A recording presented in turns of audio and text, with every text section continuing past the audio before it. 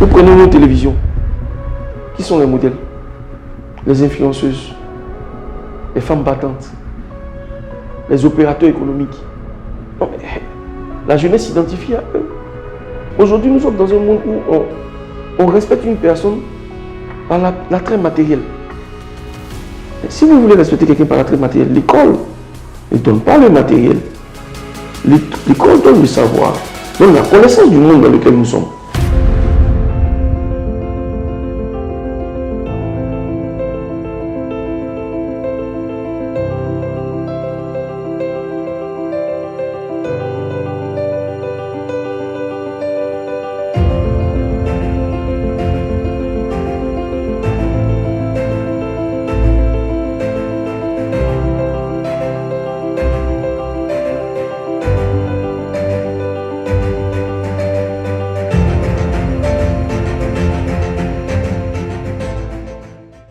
André Granger, à l'état civil, Jean Granger, André Martial, Frédéric, actuel de formation, risk manager certifié, associé gérant du cabinet Logos Expertise, qui est un cabinet spécialisé dans les métiers de la gestion du risk management, de l'actuariat, de la mutualisation et également dans tous les services, les prestations ayant trait, tous les métiers liés aux normes de qualité, QSE, HSE, ainsi que la formation. Enseignant vacataire à l'INPHB, mon ancienne école, et également commissaire général des journées du risque industriel et écologique, en abrégé JORISC. Je suis un pur produit de l'éducation nationale ivoirienne, ayant fait tout mon parcours primaire, secondaire, ainsi que pour un supérieur en Côte d'Ivoire, où j'ai effectué mes enseignements primaires à l'école catholique Saint-Jean-Bosco de Treichville et au collège catholique de la même école Saint-Jean-Bosco de Treichville. Et ensuite, nous avons poursuivi nos études au niveau de l'Institut national polytechnique au Foubrani de Yamoussoukro, des classes préparatoires commerciales au métier d'ingénieur, et à la suite desquelles nous avons obtenu le concours d'entrée à l'École supérieure de commerce et d'administration des entreprises de l'INPHB, donc,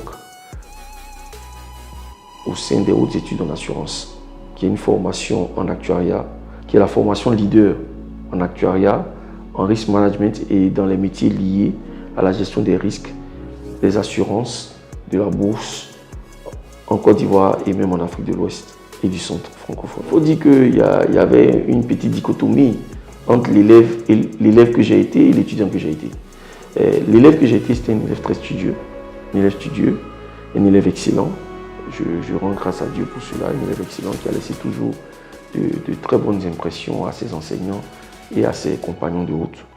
Donc, ayant glané beaucoup de prix d'excellence. Aujourd'hui, malheureusement, si je peux me permettre la digression, nous n'avons plus ces concours inter-écoles, interrégionaux que nous avions par le passé. Nous avions des concours de rédaction française, de dissertation, nous avons des concours de mathématiques, qui était le concours le plus connu. Nous avions des concours aussi au niveau de tout ce qui est connaissance générale, le plus connu étant génie en air. Nous avons participé à ces différents concours où nous avons glané des lauriers. Ça, c'était un élève studieux, performant, mathématiques, physique, mais également en littérature française et beaucoup en philosophie. L'étudiant était plus ouvert, on va dire plus open mind, plus expressif. Voilà. C'est ce genre d'étudiant que j'ai été à l'INPHB, plus expressif, mais toujours concentré et focalisé sur ses études et sur ses résultats scolaires. Ce qui m'a valu d'obtenir le concours d'entrée au cycle d'ingénieur dès la première année et de pouvoir m'orienter vers le métier d'actuaire. Parce que nous sommes un enfant d'Abidjan. Nous avions beaucoup de lycées, nous étions au niveau communal, au niveau régional. Nous avons eu des prix d'excellence, de meilleurs élèves, des prix au niveau des concours de mathématiques. Nous avons eu des prix communaux, au niveau aussi de la philosophie, au niveau des français. Le prix qui m'a le plus touché, c'était en 1997, lors de mon BEPC, où j'ai été parmi les tout premiers, les majors de l'épreuve en Côte d'Ivoire, avec, je crois, 215 points sur 260. Voilà, et il faut dire que la major, qui était une jeune dame, avait eu 219 points de lycée Sainte-Marie. Donc, ça m'a beaucoup touché. Effectivement, il n'y avait que 4 points d'écart. Donc, ça a été, on peut dire, la plus grande distinction. Ensuite, obtenir le bac avec une mention et se retrouver au niveau de l'Institut national polytechnique, Yamoussoukro. Il faut signaler qu'à l'époque, c'était 700 étudiants qui étaient recrutés chaque année sur au moins 15 000 candidats. Donc, en soi, l'entrée à l'INPHB était déjà un espoir. Et qui plus est, un espoir de rentrer dans les classes préparatoires. J'ai obtenu mon premier stage professionnel bien avant d'avoir le diplôme. D'abord à SAM, un stage étudiant qui a été complété en stage professionnel. Ensuite, au niveau du groupe NCIA, de soutenir au niveau de l'obtention de mon diplôme. J'étais déjà cadre au niveau du groupe NCIA. Je crois même le plus jeune cadre à l'époque. C'est-à-dire en 2005, plus jeune cadre. Il faut le signaler, quand on avait 14 de moyenne, on pleurait. Ça veut dire qu'on avait vraiment mal travaillé. Donc on oscillait dans des moyennes de 15-16 de moyenne, au moins. Aujourd'hui, Dieu merci, nous avons des jeunes qui le font. Mais malheureusement, ces jeunes qui le font sont au-dessus. Et toute la masse par le bas n'aspire pas à cela. Quand vous avez ce genre de moyenne, vous avez ce genre d'émulation, vous aspirez toujours à être le meilleur. Vous aspirez toujours à aller le plus loin possible. Et vous avez tendance à vous comparer au meilleur, au tout meilleur. Et donc forcément, vous vous imaginez, vous vous taillez un parcours des meilleurs. Et ce parcours des meilleurs, à l'époque, il vous conduit à pouvoir vous comparer à ceux de votre âge et de votre profil au niveau mondial. Vous savez, officiellement, tout le monde aime l'excellence en Côte d'Ivoire. Officiellement, tout le monde a été excellent. Officiellement, tout le monde aime l'excellence. Mais dans la réalité, les excellents sont une minorité qui est pourchassée, qui est combattue. Quand vous êtes excellent, vous n'êtes pas apprécié. Quand vous êtes excellent, on vous trouve bizarre. On vous trouve hors. Et vous avez toujours tendance à être mis à l'écart. Vous devez vous imposer. Vous devez produire plus. Parce que ce que vous produisez, quand l'autre produit la même chose, on applaudit. Vous, on estime que ce n'est pas assez. Donc, à un moment, vous avez l'impression d'avoir le monde contre vous. Mais c'est le signe de l'excellence. Et quand vous finissez par comprendre que c'est votre destin d'avoir ce sentiment, vous l'adoptez, vous l'intégrez et vous avancez. Dans mon parcours, j'ai souvent eu des problèmes de leadership qui n'étaient pas de ma volonté. Vous arrivez dans une entreprise, dans un service, vous faites votre travail, le chef du département se sent automatiquement menacé par votre compétence, par votre dynamisme, indépendamment de votre volonté. Et ça, c'est pas facile. Donc, je tenais à préciser qu'après avoir obtenu le stage professionnel,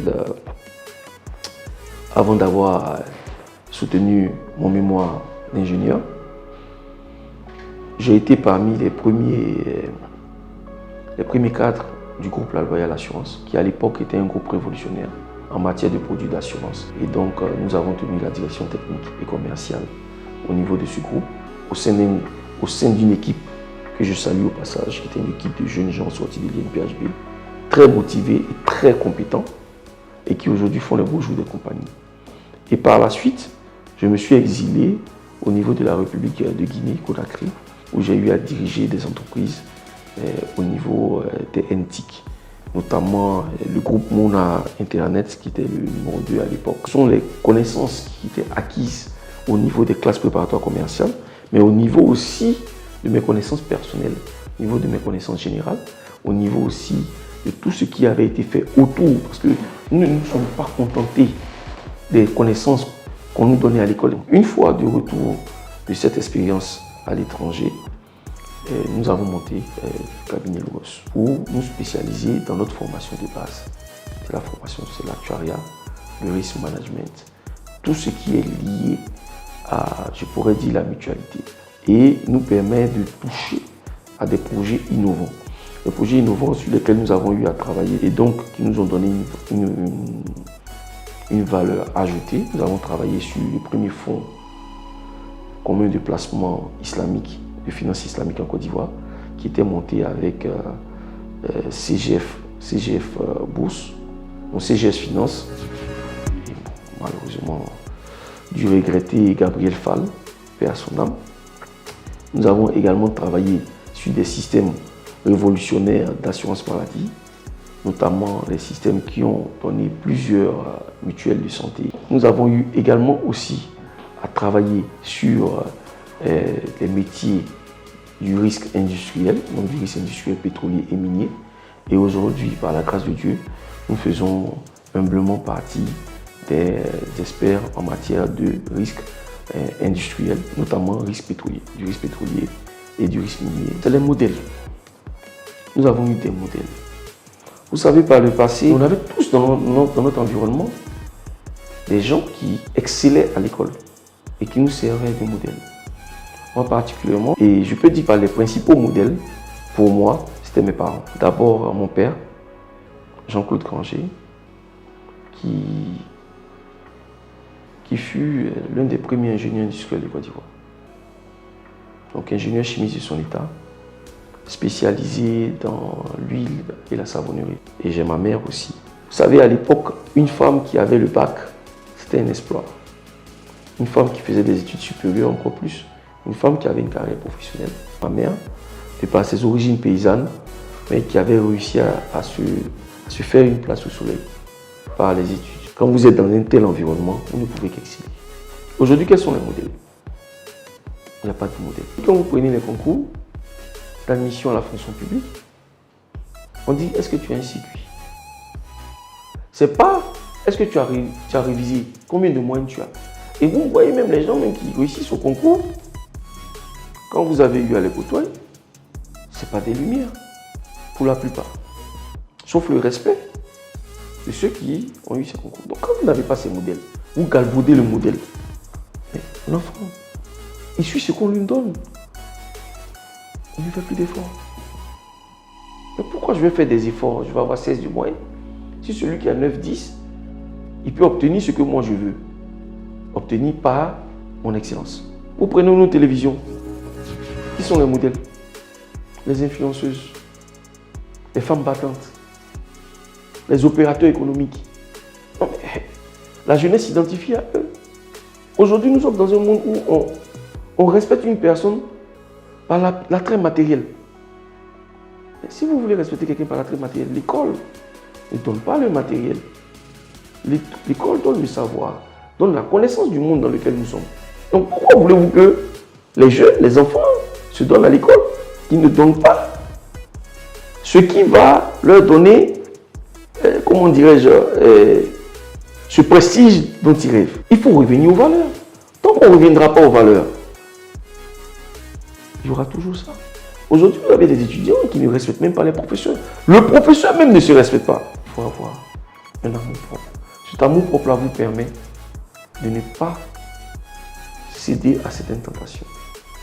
Il vous permet de ne pas vous mettre dans des situations d'indignité. Il vous permet de ne pas tomber dans des situations illicites. Le docteur Martin Luther King Jr., que vous connaissez, aimait à dire « Let be the best, whatever you are ». Sois le meilleur, quoi que tu sois. Si tu es le balayeur, il faut que le jour où tu as balayé, on sache que Granger a balayé. Si tu es l'enseignant, le jour où on voit tes élèves, le jour où ils s'expriment, ce sont les élèves de Granger. Tu es un ingénieur, le jour où on voit ta machine, c'est la machine de Granger. Donc, be the best, whatever you are. J'ai pour leitmotiv de faire toujours respecter mon travail. Je peux accepter tous les reproches sur ma personne, sur mon caractère, mais jamais sur mon travail. Il faut que le travail soit impeccable. Le mot de fin, c'est d'appeler les membres de notre génération à s'engager. Aujourd'hui, nous avons tous tendance à nous plaindre de nos devanciers, de l'État, c'est d'appeler tout un chacun à s'engager. Nous ne sommes pas tous appelés à faire de très grandes choses. Mais à notre humble niveau, il faut que nous excellions. Et il faut que nous fassions la promotion des valeurs. C'est ce que nous avons reçu de nos parents. C'est ce que nos parents nous ont donné. Nos parents nous ont donné. Et ça, j'insiste dessus. Nous sommes les petits enfants de l'indépendance. Notre tour est arrivé. Mais notre tour n'est pas arrivé de nous vautrer dans des plaisirs égoïstes et dans la fête ou dans la, je ne vais pas dire le mot, dans la jouissance des biens matériels. Notre tour est arrivé de laisser notre marque. Il est temps pour nous de laisser notre marque. Elle va servir de modèle à nos enfants, à nos petits frères, afin que ce pays dont nous avons tant rêvé et que nous avons connu dans les années 80-90, qui se matérialise. Nous avons tous une responsabilité dans ce pays-là. Il n'y a pas que l'État. Nous avons tous une responsabilité. Et c'est cette responsabilité collective qui, prise en compte, peut nous permettre d'aller de l'avant, peut nous permettre d'atteindre ce que tout le monde confesse et que peu font.